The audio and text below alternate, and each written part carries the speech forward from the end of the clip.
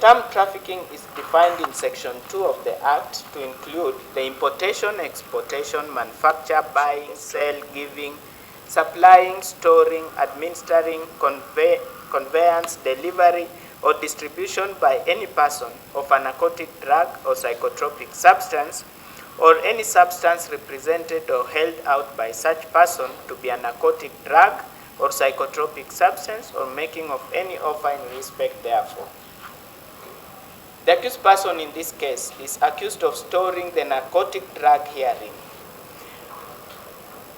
Prosecution witness number 1 and prosecution witness number 3 told court that they were on normal patrol when they received a tip-off that the accused was dealing in narcotics.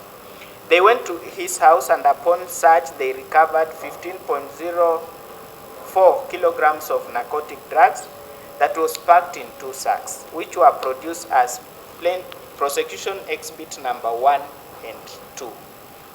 The prosecution were able to prove that indeed the house belonged to the accused person and that he was found inside the house.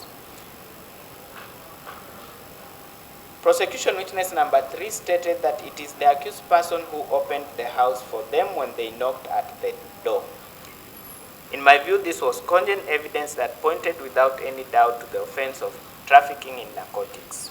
He was in the process of preparing to package when he was arrested. The tool produced a total evidence of the trade.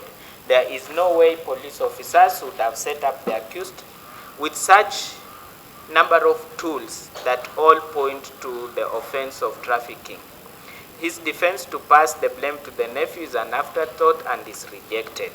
I thus arrive at the conclusion that the prosecution has beyond any reasonable doubt proved the offense of trafficking in narcotic drugs by way of storing against the accused person.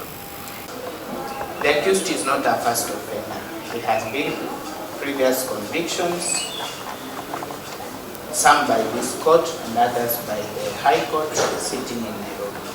The accused was found with 15.04 kilograms worth of Bhang worth 451,200.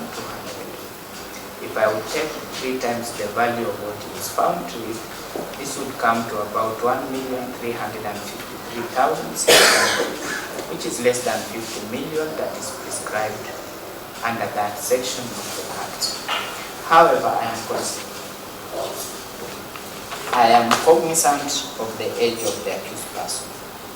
I am also cognizant of the fact that this court has a discretion to look at the circumstances of future case. Sentencing the accused person to 50 years will be tantamount to making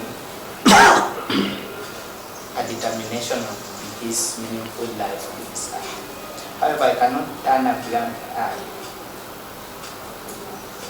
on the gravity of the offense that is before this court.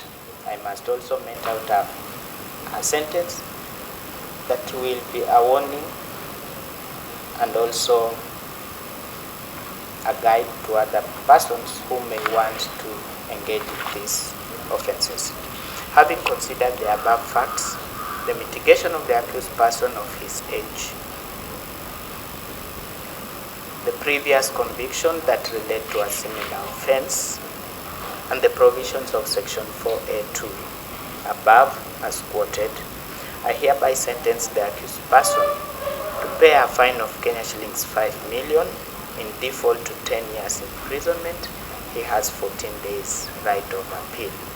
We shall destroy the Bhang after 14 days of this sentence.